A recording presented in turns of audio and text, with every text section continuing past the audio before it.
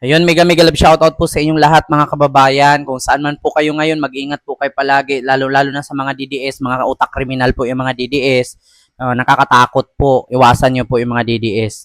Ngayon mga kababayan, ito po yan. Meron lang po akong reaksyon na patungkol nga dito sa statement no ni VP Sara na super senior pero uupo pa rin bilang mayor. So yan po mga kababayan ay sa People's Tonight news page. No ng naturang article ay babasahin ko po. Actually mga kababayan, matatawa po kayo dito eh. Bakit nga ba sinasabing senior, super senior, uupo pa rin mayor? Kahit super senior na daw. So basahin ko lang nga mga kababayan tapos bigyan natin ng reaksyon. So ito po yan. Ayan, sa gilid ng ating screen. So ngayon mga kababayan, according dito sa People's Tonight, sa kanilang article, sa kanilang news, ay ito po. Habang sinikap ng hiwalay na grupo ng mga Pilipinong abogado ni dating Pangulong Rodrigo Duterte na makapanumpa siya sa tungkulin bilang bagong mayor ng Davao City. Ipinupursige naman ng mga dayuhan niyang abogado na mabigyan siya ng interim release bilang konsiderasyon sa edad niyang 80. Kinumpirma ng anak niyang si Vice President Sara Duterte nitong Hunyo 16 ang dalawang posibilidad na ito ang parehong inasikaso ng magkaibang grupo ng mga abogado ng dating presidente. At sinabi ni VP Sara na walang katiyakan kung makakapag-take oath ang nakakatandang Duterte bilang alkalde ng Davao City. Dahil nakapiit pa rin ito sa The Hague sa Netherlands para litisin ng International Criminal Court or ICC sa crimes against humanity. Gayunman, kabilang sa mga kondisyong ipinangako ng defense team ng dating Pangulo sa ICC, kaugnay ng hiling ng pagkalooban ito ng interim release ay to divorce himself from politics and governance o hindi na pagtatrabaho bilang politiko.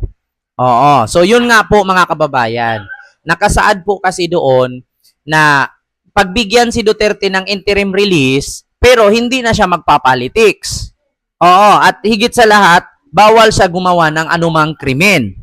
Katulad sa ginawa niya sa kasong crimes against humanity. So dati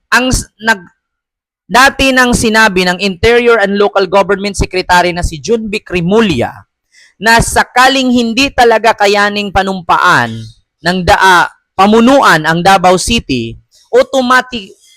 otomatikong maluluklok bilang alkalde ang nanalong vice mayor na nagkataon na ang anak ng dating Pangulo na kapatid ni Vice President Sara Duterte, ang si incumbent Mayor Baste Duterte.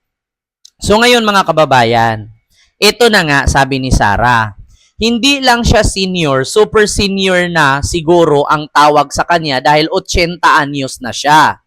Ngayon, hanggang ngayon wala pang oath si dating Pangulong Duterte. So hindi pa namin alam dito sa Davao kung mag-o-oath ba ang pinili namin na mayor.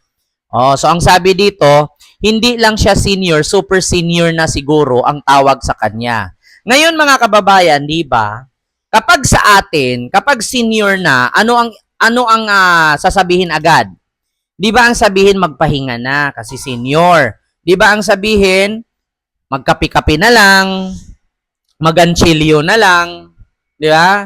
Maglilikit-likit na lang ng tabako, magnganga na lang. Pero para sa akin mga kababayan, itong sabi ni Inday na super senior, bakit hindi pa rin nila ito pinaparesign? Yun ang problema mga kababayan. Bakit nga ba pinilit pa rin ni Digong tumakbong mayor? Bakit? Hanggat si Digong kasi ang mayor at si Basti ang vice mayor, planado na nila to. Sabi nga ni Digong sa pangampanya niya nung nakaraang ilang buwang nakalipas, bago mag-eleksyon, kung sakali ako manalong mayor, kapag ako namatay, si Baste ang papalit, Duterte pa rin ang mayor. Ang tawag po doon gahaman. Di ba? Kung sa mga matanda ito senior, alam nyo, ang sasabihin lang ng mga anak, magpahinga ka na pa, matanda ka na, kami na lang. Pero sa sobrang kagahaman, mamamatay na nga lang, nag-mayor pa rin. Di ba? Anong tawag doon, di ba? Gahaman. So, ang sabi pa ni Sara, hindi lang siya senior, kasi 80 anyos na siya, super senior na siguro ang tawag sa kanya. May ganun palang term, mga kababayan. Ano bang tawag kung nasubrahan pagka senior? Super senior. So kung teacher ka tapos kahit senior ka na, teacher ka pa rin, ang tawag doon super teacher. Paano kung vice president ka tapos kahit wala ka na, impeach ka na, mag vice president ka pa rin? So anong tawag doon? Super Saiyan. Ano ka? Miyembro ng Dragon Ball Z? Nasa inyo po ba ang pitong bola? Kaya mga kababayan, minsan nakakatawa eh. Alam nyo, kung kung isipin mo kapag DDS supporter ka, maintindihan mo kasi pareho kay utak eh. Pero kapag matalino ka sa DDS, ang isipin mo, bakit ganun ang mga pananalita ni Sara? Parang hindi siya abogado. Hindi lang siya senior kasi 80 anyos na siya, super senior na ang tawag dun. Ano bang term, mga kababayan? Paki-comment nga. Bukod sa sobra pagka-senior, super senior bang tawag doon? At saka, pangalawa, mga kababayan, bago mo tawaging super senior kung hindi nakakulong. Kasi useless yung salitang super kung nasa loob ka naman naka-detain.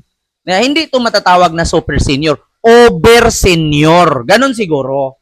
Kasi magkaiba yung salitang super sa over. Di ba? Kasi pag sinabi nating super, senior, malakas, makapangyarihan. Super eh. Di ba? Meron ngang tinatawag, mga kababayan, itong mga DDS na si Digong daw agila ng Davao, pero sisiw sa dahig. Naging pugo. Di ba? Sisiw ng pugo. Doon, nakapiit. So, ibahin natin yung term, Day. Hindi natin pwede sabing super senior kasi wala naman siyang power. Nakakulong eh. Tawagin na lang nating over senior. 'Di ba? Daisy, manahimik ka, ibigay kita kay Sarah. Over senior ang term noon or over term. Kaya dapat actually, mga kababayan, no, naaawa ako, matanda na. Dapat pinapahingan yun na. Pag mga ganyan may mga edad na, magpahinga na dapat. Alam mo, dati nung unang panahon sa aking panaginip, nung panahon ng hapon, yung mga senior citizen na nag-edad ng 80 anyos, sinasampay na lang sa sampayan. Bakit? Hindi na makakagalaw masyado eh. Pag mga 80, 90, sinasampay na lang. Bakit? Pag tinawag mo, ma, pa, I am Rodrigo Roa Duterte. Bulol na magsalita, tapos sabihin mo pang super. Hindi ako naniwala sa ganyan. Mapanlin lang na salita yung ganyan. Sabihin mo, over senior. Hindi pwede sabihin ang super, si Wang Od. Bakit? Nakakapagtato, humahawak pa nga ng burat eh. Yun ang tinatawag na super. Ang pwede mong tawaging super, si Wang Od, si Enrile. Yan, si Enrile, naglalaro pa nga ng ML po. Tangina, naka-iPad na si OC pa nga sa Senado eh. Yun yung mga super. Pero si Digong, pangit pakinggan tawaging super. Bakit? Wala siyang power. Nakakulong. Ang tawag doon, over senior. Sabi mga dito, hindi lang siya senior. Super senior siguro ang tawag sa kanya dahil 80 years old na siya. Yun na nga eh. Nakakaawa kasi senior. Pero ayon nga doon sa balita na si Digong daw kapag nakapanakit, hindi nagsisisi sa kanyang ginagawa. Kaya nga isa sa kadahilanan sa kanilang annulment case na nakasaad doon na si Digong daw ang dahilan ng kanilang pag-iwalay ay nananakit. May sakit si Digong na something. So, yun lang ha, mga kababayan. Hindi ko na masyadong habaan ang ating reaksyon. Super senior ba? O over senior? Si Digong. Super senior na pero uupo pa rin bilang mayor. So yun lang. Maraming salamat.